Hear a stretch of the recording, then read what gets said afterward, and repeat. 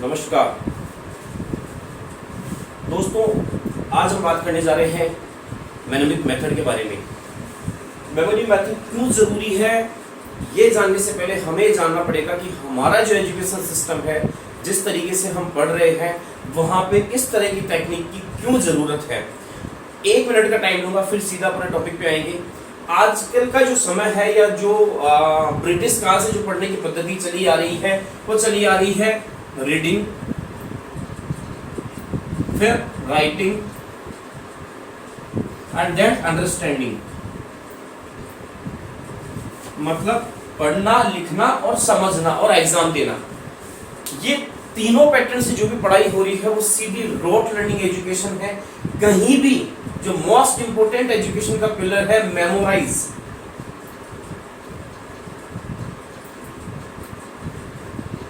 ये सबसे important topic है। ये कहीं भी हमारे एजुकेशन सिस्टम में नहीं है कि चीजों को मेमोराइज कैसे किया जाए। हमें कभी कोई भी ये नहीं सिखाता कि मेमोराइज कैसे किया जाए, लंबे समय तक याद कैसे रखा जाए। सिर्फ सिखाया जाता है बार बार पढ़ो, बार बार लिखो, समझो, याद हो जाएगा। बार बार पढ़ो, रटो, बार बार लिखो, रटो, लेकिन समझो। समझने के बाद में रिकॉल तब तक नहीं होगा जब तक हम उसको मेमोराइज नहीं कर पाएंगे, स्टोरेज नहीं कर पाएंगे। स्टोरेज करने के लिए हमारे ब्रेन को विजुअलाइजेशन या पिक्चर फॉर्मेट में चीजों का होना बहुत जरूरी है।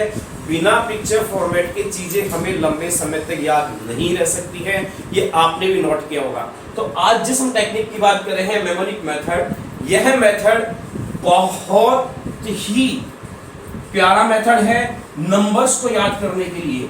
खास तौर से वे बच्चे जो किसी कंपटीशन की तैयारी कर रहे हैं, SSC, bank, railway, IAS, RAS, teacher, SI या किसी भी कंपटीशन के, हर कंपटीशन के एग्जाम के अंदर इस तकनीक के माध्यम से किसी भी संख्या को या कितनी भी संख्याओं को इमेज में बदल करके, ध्यान देना दोस्तों, संख्या की कोई इमेज नहीं होती है। मैंने लिखा 1991 में, क्या इमेज बनाऊं, रटना पड़ेगा।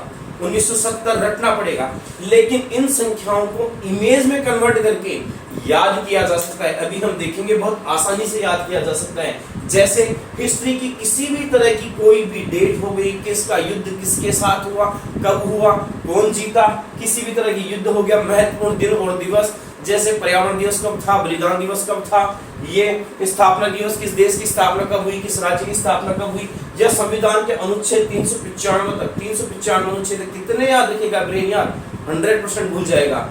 एग्जाम में पूछ लेगा कि संविधान संशोधन किसके अनुच्छेद के तहत लिखा गया, 19 के, 19 बे, 19 खे, 19 कंफ्यूज, कहता, कहता, गया या घया था।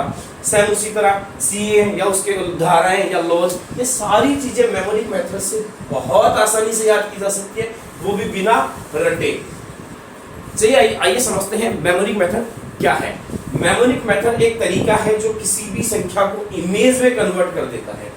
संख्या यदि बनी होगी, जैसे 1990, 2021 या 191, कोई भी संख्या यदि बनी होगी तो 1 से लेकर के 0 तक, 9 और 0 या 0 से 9 तक ही बनी होगी।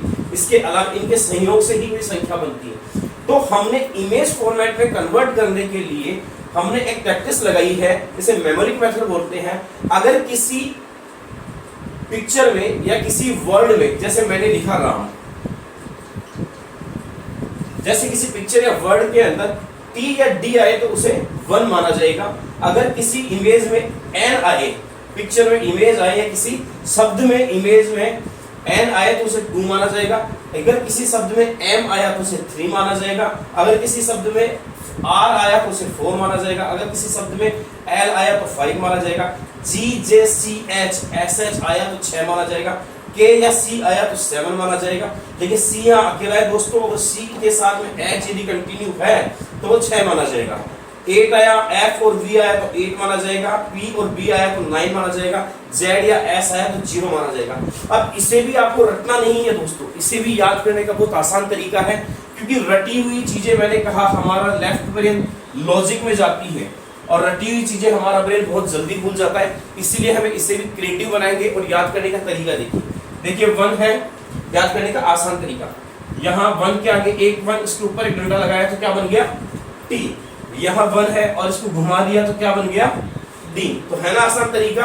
तो हमें 1 को याद रटना नहीं है, 1 के आगे एक डंडा लगाया t बन गया, 1 के आगे एक घुमाव लगाया d बन गया। सेम इसी तरह 2 को यदि 90 डिग्री अपन उसको यूं घुमा देंगे इसको अगर 90 डिग्री घुमा देंगे तो दोस्तों क्या बन जाएगा, उल्टा कर देंगे इसको 90 डिग्री, इसको घुमा के तो क्या बन जाएगा n। तो 2 बराबर n हो गया। 3 का उल्टा यदि अपन करेंगे तो क्या बन जाएगा m। 3 को अगर उल्टा अपन कर देंगे तो क्या बन जाएगा m। इसी तरह दोस्तों 4 FOUR, 4 का लास्ट अक्षर क्या है R। तो 4 का लास्ट अक्षर R है तो 4 में क्या आएगा R। एक हिंदी भाषा में R4 को यूं लिखते हैं 1 2 3 एंड 4। तो इस तरह से भी इसको याद किया जा सकता है। 4 का मतलब हो गया R। 5 ये कितने फिंगर है दोस्तों 5, और ये क्या आकृति बनी हुई है L। तो 5 मतलब L। तो 1 to 5 क्लियर हो गए, हमें रटना नहीं है। 1 to 5 एक बार दोबारा क्लियर करते हैं। 1 के आगे एक डंडा खींचा T बन गया, एक डंडा खींचा D बन गया, 2 को उल्टा किया N बन गया, 3 को उल्टा किया M बन गया, R हिंदी में भी लिखते हैं, और 5 ये हो गया। अब आते हैं 6 दोस्तों, ये 6 है और ये उल्टा और सीधा 6 है।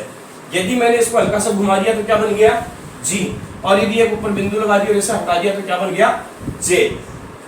इसके अलावा CH और SH दोस्तों, जैसे मान लीजिए आपको लिखना है छपाक, तो क्या लिखेंगे CHAPAK। 6 के उच्चारण की ध्वनि छपाक, 6 के उच्चारण की ध्वनि CH और SS से आती है, CH और SS से आती है, इसलिए 6 से 6 बन गया। तो 6 में 4 चीजें होंगी, पहला G, J, CH और SH। इसी तरह K और C, ये 7 है, ये एक 7 लिखा है, एक उल्टा 7 लिखा तो क्या बन गया K, और C हमें याद करना पड़ेगा 7 के साथ में, तो ये क्या बन जाएगा K C। दोस्तों इसका कोई फॉर्मूला मेरे को मिला नहीं, इसलिए आपको रट ले, थोड़ा सा ये याद कर ले। 8 का होता है F और V, जहां भी F और V आएगा वहां 8 माना जाएगा। 9 को यदि उल्टा लिखेंगे तो P बन जाएगा, और 9 को यदि उल्टा लिखेंगे तो B बन जाएगा, उल्टा और सीधा लिखेंगे तो P और B बन जाएगा। 0 ZERO 0, और शून्य कहां से स्टार्ट होता है S से, तो शून्य S से स्टार्ट होगा तो 0 और S, Z और S किस में आएगा, इसमें कैलकुलेट होगा। तो ये है दोस्तों सिंपल सा फॉर्मेट किसी भी संख्या को इमेज में कन्वर्ट करने का। इमेज में कन्वर्ट करते कैसे हैं वो अभी अपन देखेंगे, लेकिन हमें ये ध्यान होना चाहिए कि किस शब्द का मतलब क्या है। आइए दोस्तों देखते हैं कि इमेज में कन्वर्ट कैसे होगा। जैसे मैं कुछ नाम लिखता हूं, आप देखिएगा उसको डिकोड कैसे करते हैं, इसको डिकोड करना बोलते हैं। जैसे मैंने लिखा राम, मैंने लिखा श्याम, सीता, नितिन, ये यहां लिख दिया, जेनेक्स यहां लिख दिया, गुरु। दोस्तों हमें इसको ध्यान में रखते हुए इसे डिकोड करना है। अब हम अगर डिकोड करेंगे तो R बराबर R FOUR R, या हिंदी में 4, तो R बराबर क्या हो गया 4। A बराबर कुछ नहीं होता तो A को काट देंगे, और M बराबर 3। तो मैं यदि आपको कहूं कि आपको 43 ना याद रख के राम याद रखना है, और आपके एग्जाम के अंदर आपने 43 भूल गए और राम याद आ गया, तो आप इजीली डिकोड कर पाएंगे। ओके, इसी तरह SH, अगर S सिंगल है तो 0 आएगा, लेकिन S के साथ में S जॉइंट में है तो 6 आएगा, तो 6। Y का कुछ होता नहीं दोस्तों, A का कुछ होता नहीं, M बराबर 3। सेम इसी तरह सीता, S यहाँ सिंगल है तो S बराबर 0, और I का कुछ होता नहीं, A का कुछ होता नहीं, T बराबर 1। नितिन N बराबर 2, I का कुछ होता नहीं, T का 1, I का कुछ होता नहीं, N बराबर 2। तो दोस्तों मैं 212 कहूँ या नितिन कहूँ बात वही है, सीता कहूँ या 01 कहूँ बात वही है, श्याम कहूँ या 63 कहूँ बात वही है, राम कहूँ या 43 कहूँ बात वही है। सेम इसी तरह डिकोड करते हैं जेनेक्स, G 6, N बराबर 2, E का कुछ होगा नहीं, X का कुछ होगा नहीं, G 6, R 4, OUP P बराबर 9, 649। तो इस तरह से डिकोड करते हैं दोस्तों। अब ये डिकोड करके कैसे चीजें याद होती हैं ये भी अपन देखते हैं। अभी अपन इसी वीडियो में देखेंगे भारतीय संविधान संशोधन। दोस्तों एक बात हमेशा याद रखो, ऐसा कोई एग्जाम है जिसके अंदर संविधान संशोधन या संविधान से रिलेटेड कोई क्वेश्चन नहीं आया हो? 1 से 395 अनुच्छेद है, कितने अनुच्छेद याद रख सकते हैं? अब भी नहीं याद सकते। मौलिक अधिकार, नीति निर्देशक तत्व, कौन सा किस अनुच्छेद के तहत चुनाव होते हैं या क्या होते हैं, हम भूल जाते हैं, याद रखना पॉसिबल नहीं है। लेकिन मेमोरिंग मेथड से पूरे 395 अनुच्छेदों को मात्र 2 से 3 दिन में हमेशा के लिए याद किया जा सकता है। अभी हम इसी वीडियो में देखेंगे, हम कुछ इंपोर्टेंट युद्ध लेंगे, हम देखेंगे कि कैसे युद्ध की डेट्स को हम इजीली याद रख सकते हैं, हम कुछ दिवस भी लेंगे, हम कुछ राज्यों की स्थापना दिवस भी लेंगे, हम संविधान के कुछ अनुच्छेद भी लेंगे, कुछ धाराएं भी लेंगे, और आप देखेंगे कि इस मेमोरी के इजी मेथड से कैसे नंबर्स को याद किया जा सकता है, जिनको हम रटते रहते हैं, लेकिन कभी याद नहीं हो पाते। और अगर याद हो भी गए तो मेरा पर्सनल एक्सपीरियंस है, क्योंकि मैंने भी गवर्नमेंट की तैयारी की है, एग्जाम में क्वेश्चन आता है जैसे बिहार की स्थापना 1950, एग्जाम में आएगा 1950, 1951, 1952। अब मेरा साथी कंफ्यूजन यार 50 रट्टा मारा था, 51 मारा था।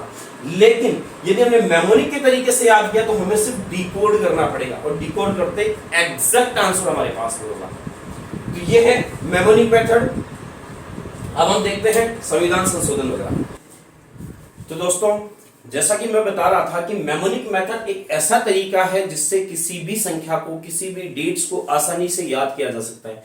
खास तौर से यह उन विद्यार्थियों के लिए सबसे ज्यादा उपयोगी है, महत्वपूर्ण है, जो किसी कंपटीशन की तैयारी कर रहे हैं या फिर किसी नंबर्स को याद करना चाह रहे हैं। 11th में कॉमर्स में उस नंबर्स को याद करना चाह रहे हैं, एटॉमिक नंबर्स को याद करना चाह रहे हैं, किसी डेट को याद करना चाह रहे हैं, तो उसके लिए बहुत ही आसान तरीका है। बस हमारी रोट लर्निंग की वजह से हम पढ़ते हैं, लिखते हैं, याद करते हैं, समझते हैं, लेकिन मेमोराइज नहीं कर पाते, रिकॉल नहीं हो पाती चीजें। मैंने यहाँ पे मेमोरिक मेथड से संविधान का एक पार्ट, साथ में महत्वपूर्ण दिन और दिवस का एक पार्ट, उसके अलावा हमारे राज्यों की स्थापना दिवस के 3-4 स्टेट के नाम, और साथ में 2-4 युद्ध लिए हैं। और आप देखेंगे कि कितने इजी तरीके से आपको विद इन 5 मिनट ये याद हो जाते हैं, प्लस याद होने के बाद आप इन्हें भूलते भी नहीं हैं। कितनी अच्छी बात है कि हम याद करने के बाद भूल भी नहीं पाते हैं। कितना इजी हो जाएगा हमारे लिए कंपटीशन फाइट करना जब हम इस तरीके से चीजों को याद करना शुरू कर देंगे। और आपके लिए बहुत अच्छी चीज है कि मेमोनिक मेथड से पूरी ल्यूसेंट की जो बुक है वो पूरी कंप्लीट हमने तैयार कर दी है, जो हमारे एप्लीकेशन पे है। प्ले स्टोर पे हमारी एप्लीकेशन है जेनेक्स एजुकेशन के नाम से। भारत की ज्योग्राफी, भारत का कल्चर, भारत की हिस्ट्री, भारत का पूरा संविधान, साथ ही राजस्थान की जीके, अबेकस, वैदिक math, English speaking, business management, DMIT, mid, ऐसे 15 से ज्यादा कोर्सेज हमने हमारी एप्लीकेशन पे डाल दिए हैं। ये एक मेमोरिक मेथड से चीजों को हल करने का तरीका है। आइए देखते हैं कैसे हम इन चीजों को हल कर पाते हैं। अगर मैं बात करूं तो हर एग्जाम के अंदर संविधान से रिलेटेड 2-4 क्वेश्चन आते ही आते हैं, और अनुच्छेद में नंबर्स होने की वजह से हम रट के उन चीजों को कहीं ना कहीं एग्जाम में कंफ्यूज होकर गलत कर देते हैं। अब आपको कंफ्यूज बिल्कुल नहीं होना है। मेमोरिक मेथड जेनेक्स ग्रुप आपके लिए लेके आ गया है। मौलिक अधिकार 6 है, किस अनुच्छेद से किस अनुच्छेद तक कौन सा संविधान है उसको याद करने का तरीका। पहला, समानता का अधिकार। दोस्तों एक चीज समझना कि यहाँ पे क्वेश्चन है या यहाँ आंसर है। यहाँ पे हम ऐसा पीएमएस बनाएंगे, पर्सनलाइज मेमोरी सिस्टम बनाएंगे, कुछ ऐसा रिडिकुलस फॉर्मेट बनाएंगे, उसको उसके साथ लिंक करेंगे। क्योंकि रिडिकुलस चीजें या लिंक की हुई चीजें या पिक्चर फॉर्मेट या विजुअलाइजेशन में की हुई चीजें हमें हमेशा याद रहती है, बजाय रटने की। एज इट इज वर्ड को ना रटते हुए हम कुछ इस तरह का फॉर्मेट बनाएंगे कि हमारे वो हम आंख बंद करके उसको विजुअलाइज करें तो वो हमें दिख पाए, हम उसे देख पाए और विजुअलाइज कर पाए। जैसे 10 साल पहले देखी मूवी भी हमें आज भी याद रहती है। क्यों? क्योंकि वो विजुअलाइजेशन मेथड पे बनी होती है, कुछ इसी मेथड से वो बनी होती है। सेम उन्हीं मेथड्स को हमने यहाँ प्रयोग किया है और आपको बताने की कोशिश की है कि देखो आप चीजें कैसे भूल नहीं पाते। आइए देखते हैं कैसे लिंक करते हैं, कैसे विजुअलाइज करते हैं और कैसे लिंक करते हैं। समानता का अधिकार। आज हर कोई चाहता है कि हर किसी में समानता हो, पैसा, गरीब, अमीर, जात पात, कोई भेदभाव ना रहे, सब समान रहे। तो हम कहते हैं, हम विजुअलाइज करते हैं कि समानता जो होनी चाहिए वो तारों और देवताओं के समान होनी चाहिए, तारों और देवों में समान होनी चाहिए। बस आपने ये विजुअलाइज किया, समानता किसमें होनी चाहिए? तारों में और देवों में। तारों में तारे हमें दिखते हैं, देवता हमें दिखते नहीं है। हम कहते हैं कि तारे और देवता भी हमें दिखने चाहिए, इनमें समानता होनी चाहिए। बस इसी में इसका आंसर आ गया। अब हमें कुछ नहीं करना है, कोई रट्टा नहीं मारना है, सिर्फ इसको डिकोड करना है इस तरीके से। तो टी बराबर क्या हो गया? 1, ए का कुछ होता नहीं, r बराबर 4, d बराबर 1, v बराबर 8। तो अनुच्छेद 14 से लेकर के अनुच्छेद 18 तक क्या बताया गया है? समानता का अधिकार। कितना आसान है याद करना। समानता किसमें होनी चाहिए? अरे तारे तो हमें दिखते हैं यार, देवता में नहीं दिखते हैं, तो तारों और देवताओं में समानता होनी चाहिए कि हमें दिखाई दे, बस समानता का अधिकार हो गया। स्वतंत्रता, आज लॉकडाउन चल रहा है, हर आदमी घर में कैद है, मजबूर है, हर आदमी चाहता है स्वतंत्र होना कि मैं बाहर जाऊं, खेलूं कूदूं, जॉब पे जाऊं, बिजनेस करूं, लेकिन कर नहीं पा रहा है क्योंकि स्वतंत्रता अधिकार होने के बाद भी ऐसा नहीं कर पा रहा। अभी तो मजबूरी है भाई, घर में रहना पड़ेगा, मैं भी घर में रहकर के वीडियो बना रहा हूं, लेकिन इसको भी हमें स्वतंत्रता कैसी चाहिए? हमें स्वतंत्रता चाहिए डीप, गहरी और जुनून के साथ में। बस अगर हमारी स्वतंत्रता कैसे मिले? हमें डीप जुनून के साथ स्वतंत्रता चाहिए। डीप को हमने डिकोड किया, डी बराबर 1, पी बराबर 9, ये 19 हो गया। z बराबर 0, n बराबर 2 और n बराबर 2। तो 19 से लेकर के 22 तक जो अधिकार दिए गए हैं वो डीप जुनून से किसके दिए गए हैं? स्वतंत्रता अधिकार। तो स्वतंत्रता के जो अधिकार है वो किस अनुच्छेद में उल्लेख किया गया? 19 से 22 अनुच्छेद में। हमें 19 से 22 रटना नहीं है, रटेंगे हम भूल जाएंगे, एग्जाम में कंफ्यूज होंगे। इससे बढ़िया हमें डीप जो स्वतंत्रता चाहिए, कैसी चाहिए? डीप जुनून के साथ में चाहिए। शोषण का अधिकार। अब शोषण के नाम पे अगर बात की जाए तो किसका शोषण हो रहा है? प्राचीन काल से हम बोलते आ रहे हैं, होना नहीं चाहिए, लेकिन प्राचीन काल से हम बोलते आ रहे हैं कि शोषण का नाम नारी। तो आगे क्वेश्चन हमारा, शोषण का नाम को डिकोड करेंगे, n बराबर 2 m बराबर 3, इनका कोई मतलब नहीं है, n बराबर 2 और r बराबर 4। तो 23 से 24 अनुच्छेद के अंदर 23 से 24 अनुच्छेद में किसका उल्लेख किया गया है? शोषण के अधिकार का। और हमने कभी रटने की कोशिश बिल्कुल नहीं की, हमने सिर्फ सिंपल एक इस चीज के साथ में एक विजुअलाइज किया और फॉर्मेट बना लिया। धर्म की स्वतंत्रता का अधिकार। आज धर्म के नाम पे हिंदुस्तान में सबसे ज्यादा लड़ाइयां हो रही हैं। कोई कहता है मुझे भगवा रंग लेना है, कोई कहता है मुझे हरा रंग लेना है, कोई कहता है मुझे केसरी रंग लेना है। अरे नहीं चाहिए भाई, हम सब एक हैं, नीले अंबर की तरह रहते हैं, हम नीले अंबर के नीचे रहते हैं, तो हमें एक ही कलर की स्वतंत्रता मिल जाए। कैसा मिल जाए? नीला नेवी कलर, बस हो गया। धर्म की स्वतंत्रता में अलग अलग कलर नहीं चाहिए यार, नीला और नेवी कलर ही बहुत है हमें, तो नीला अंबर का कलर। तो एन को डिकोड किया 2 हो गया, एल को डिकोड किया 5 हो गया, एन को डिकोड किया 2 हो गया, वी को डिकोड किया 8 हो गया। इसका कोई मतलब नहीं, इसका कोई मतलब नहीं, इसका कोई मतलब नहीं, इसका कोई मतलब नहीं। तो कितना इजी हो गया ये याद करना। धर्म की स्वतंत्रता 25 से 28 तक लिया गया है। सेम इसी तरह बात करें हम संस्कृति और शिक्षा का अधिकार। अब भाई ये संस्कृति और शिक्षा ही तो ऐसी है जो पल्ले ना पड़ती, याद नहीं होती, पढ़ते जोर आता है, तो ना भाई मुझसे ना हो पाएगा। संस्कृति और शिक्षा के अधिकार को हमने किस तरह से विजुअलाइज किया? ना भाई ये संस्कृति और शिक्षा का चैप्टर मुझसे ना हो पाएगा, तो ना का हमने डिकोड किया n बराबर 2 और a बराबर कुछ होता नहीं, p बराबर 9 हो गया, s बराबर कुछ होता नहीं, s बराबर कुछ होता नहीं, और m बराबर हो गया 3 और s बराबर हो गया 0। तो 29 से 30 जो अधिकार दिया गया वो किसका दिया गया? संस्कृति और शिक्षा का अधिकार दिया गया है। चलिए आइए एक और देखते हैं। तो कितने इजी तरीके से हम 5 मिनट अगर विजुअलाइज करें तो मौलिक अधिकार जिनको हम घंटों तक रटते हैं और फिर भी कंफ्यूज रहते हैं, फिर भी भूल जाते हैं। संवैधानिक उपचारों का अधिकार। अब भाई उपचार की बात हो रही है, कोविड में किसी के कोविड हो गया तो उपचार की बात हो रही है, तो उपचार किससे होगा? मनी से होगा, पैसे से होगा, मनी माल चाहिए, तो उपचार किससे होगा? मनी और माल से। तो मनी को डिकोड कर दिया, m बराबर 3, n बराबर 2 32 और m बराबर 3 और ये हो गया 5। तो 32 से 35 क्या बताया गया है? संवैधानिक उपचारों का अधिकार। मोस्ट इंपोर्टेंट दोस्तों, लगभग हर एग्जाम में क्वेश्चन आ चुका है कि संविधान की आत्मा किस अधिकार को कहा जाता है, किस अनुच्छेद को कहा जाता है? तो भैया जहां मनी है वही आत्मा है। आपकी आत्मा आज लाखों लोगों की आत्माएं बिगड़ चुकी है, कालाबाजारी कर रहे हैं, क्यों? मनी के चक्कर में। तो आत्मा क्या है? मनी मतलब 32 अनुच्छेद 32 को क्या कहा है भीमराव अम्बेडकर जी ने? संविधान की आत्मा। कितने इजी तरीके से हमने मौलिक अधिकारों को याद भी कर लिया, अनुच्छेद को रटना भी नहीं पड़ा और विजुअलाइज किया और चीजें याद हो गई। देखिए कितना इजी था। चलिए इसी तरह से हम कुछ देखते हैं, दिवस वगैरह देखते हैं। महत्वपूर्ण दिन और दिवस, यह भी एक बहुत इंपॉर्टेंट टॉपिक है। लगभग 150 से ज्यादा दिवस है, जनवरी से लेकर के दिसंबर तक लगभग 150 दिवस हैं। और दिवस से रिलेटेड एक क्वेश्चन एग्जाम में जरूर आता है, और एग्जाम में आता है और पूछता है 24 जनवरी, 25 जनवरी, 24 फरवरी, 25 फरवरी। हम कंफ्यूज होते हैं जनवरी की डेट थी या फरवरी की थी, 24 थी या 25 थी, क्योंकि रटी हुई चीजें नंबर फॉर्मेट में तो कभी याद रहेंगी नहीं, इमेज फॉर्मेट में हमें कन्वर्ट करना होगा, क्रिएट करना होगा। देखिए मैं यहाँ 5-6 दिवस लिए हैं, मैंने पूरे 150 दिवस बना रखे हैं, लेकिन मेरा लिए इतना ईजी नहीं सारी चीजें एक बार में समझाना। उसके लिए आप हमारी एप्लीकेशन इंस्टॉल करके हमारे सब्सक्राइबर बन सकते हैं। आइए देखते हैं।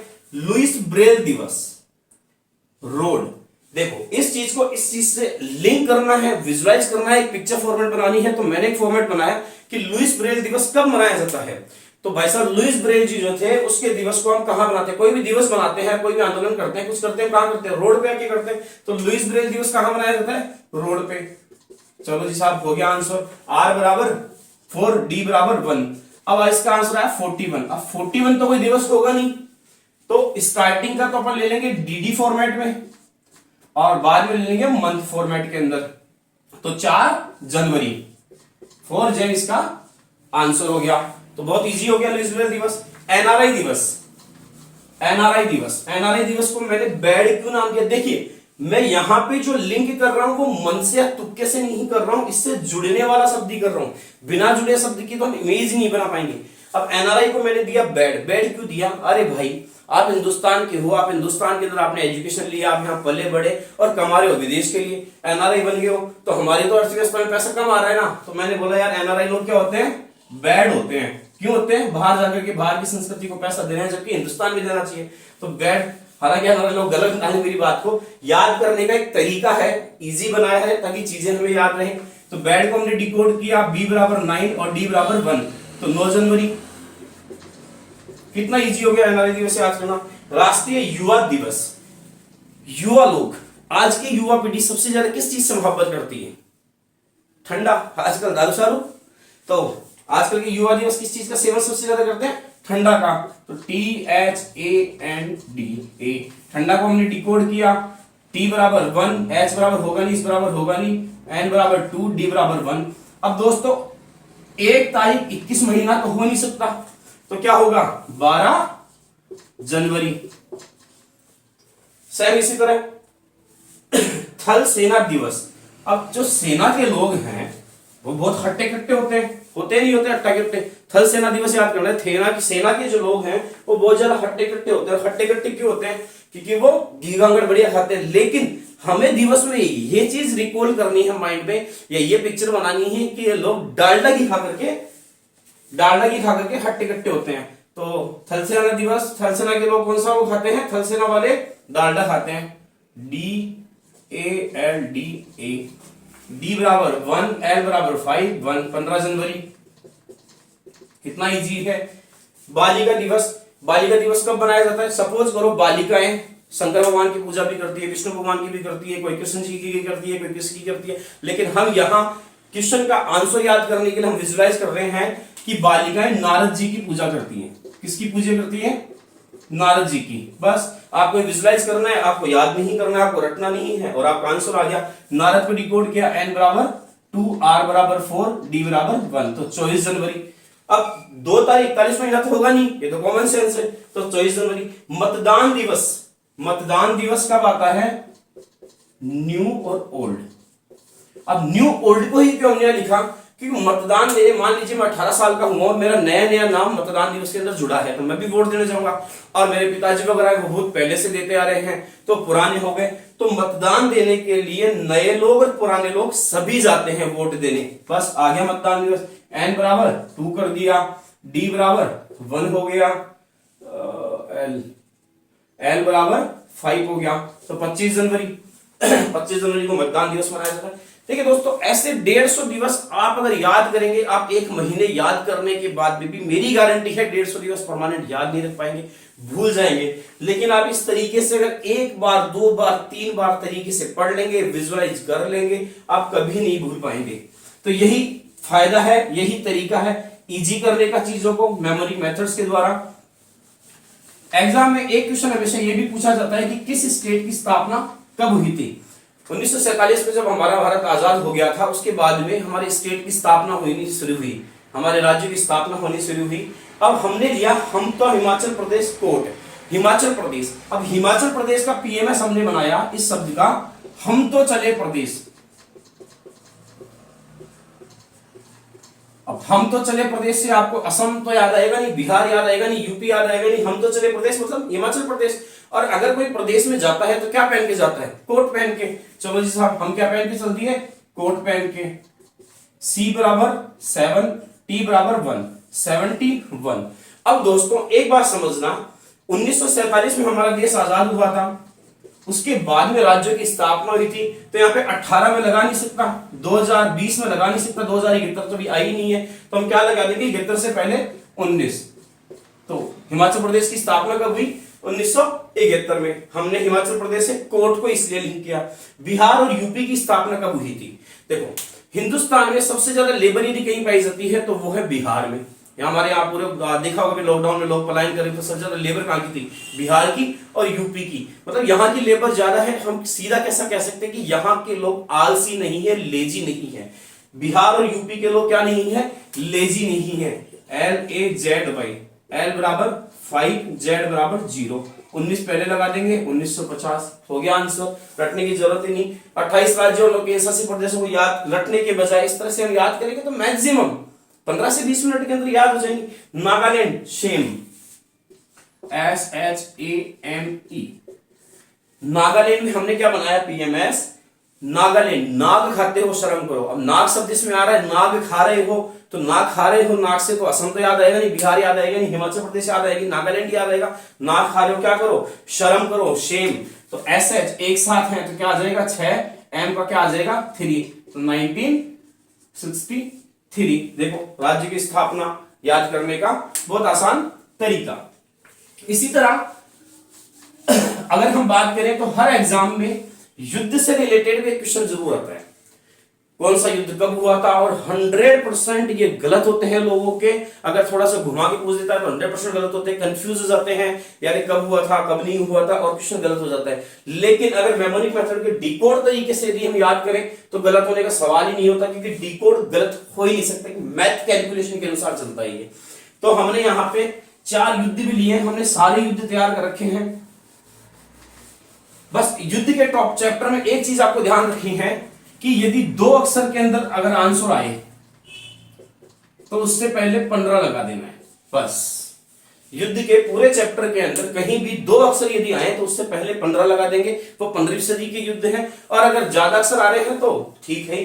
खानवा का युद्ध, खानवा का युद्ध, तो हमने इसमें कहा भाई खाना खाते हैं लोग, किससे खाते हैं? मुंह से खाते हैं ऑब्वियसली। लेकिन आप किससे खाते हो? नाक से खाते हो साहब। तो नाक को डिकोड कर दिया आपने, तो n बराबर 2 के 27। और इससे पहले जब मैंने आपको कहा 2 अक्षर आएंगे तो पहले क्या लगा देंगे? 1527। अब खानवा का युद्ध याद करके, चंदेरी का युद्ध, पानीपत का युद्ध, बैटल का युद्ध, इसका युद्ध, उसका युद्ध याद करके क्या रट के थक गए, लेकिन यहाँ रटने की जरूरत ही नहीं। खाना खाते हैं लोग मुंह से, मैं खा लेता हूं नाक से, नाक से खा लेता हूं, तो क्या आ गया? युद्ध आ गया। खाना से क्या याद आएगा? खानवा याद आएगा। चंदावर का युद्ध, चंदावर। अब यार चंदावर से हमने PMS बनाया चांद। अब भाई चांद पे आप और मैं तो जाएंगे नहीं, कौन जाएगा? जो टॉपर होगा वही जाएगा, वही जाकर के यात्रा करके आएगा चांद की। राकेश शर्मा जी को यात्रा करके आए थे, टॉपर थे। तो चांद पे कौन जाएगा? जो टॉपर होगा। तो TOPER, T बराबर 1, P बराबर 9, R बराबर 4। अब 194 है तो अब क्या सन होगी? कुछ नहीं, सिंपल 1 लगा देंगे पहले। 1194। चंदावर का युद्ध कब हुआ था? 1194। बक्सर का युद्ध, बक्सर। मान लीजिए आपका कोई एक दोस्त है, वो बॉक्सर है। क्या है? बॉक्सर। जस्ट विजुअलाइज, आपका कोई दोस्त है बॉक्सर है, और वो बॉक्सर होने के साथ साथ उसके एक बैड हैबिट भी, सिगार बहुत पीता है। क्या पीता है? सिगार। C डिकोड किया 7, G 6, 4, 1764। कहां रटोगे? कितना रटोगे? रट रट की चीजें याद नहीं होंगी। याद करने का इजी तरीका, चौसा का युद्ध। चौसा, चौसा से हमने यहां बनाया मौसा।